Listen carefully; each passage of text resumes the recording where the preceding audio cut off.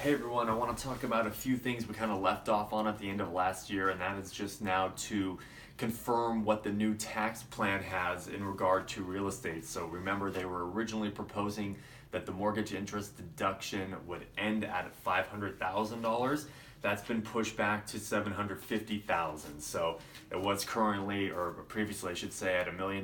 They wanted to drop it down to 500. So now anyone that's going to get a mortgage in excess of $750,000 is no longer going to be able to deduct that from taxes. One thing they did keep in place, which I think was the bigger of the two, was the capital gains exemption. So somebody looking to sell a property that they've owned, as long as they've occupied it 2 out of the last 5 years, or any 2 years out of those 5 years, they can they'd be exempt from any capital gains taxes there. So that's been preserved. So that's good.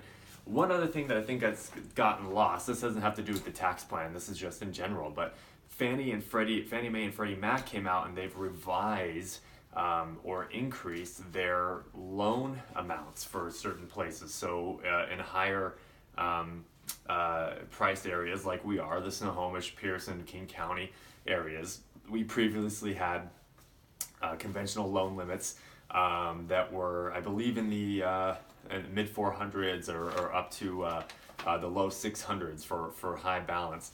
That's now been pushed up, so you can get a conventional mortgage at $667,000, give or take a little change there. But essentially, what that means is somebody can buy a $700,000 home with the minimum 5% requirement. So pretty crazy when you think of the amount of home you can buy versus the amount of skin or equity you buy in to buy that. So I'm not totally positive how I feel on that. I think that's still maybe a little bit too risky for my blood. But again, I don't typically see too many buyers in our market looking to extend themselves that high with that little capital. So at least personally, I don't see that being an issue too much.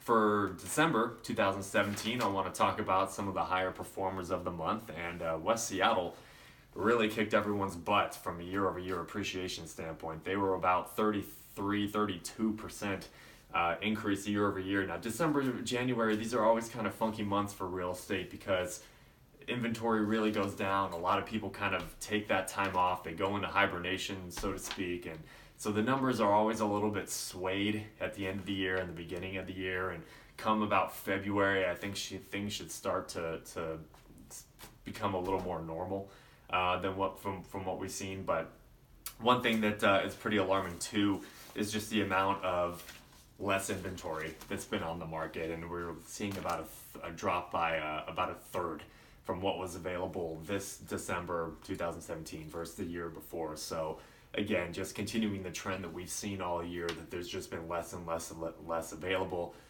Really hopeful that in the next few weeks or so, this is about mid-January, we really see some inventory start to pick up, because it didn't come at this time last year when a lot of us wanted it to. It came very, very late in the year, so it was a really wild first quarter. So anyway, hopefully things improve there. As always, you know when and where to get a hold of me. Take care.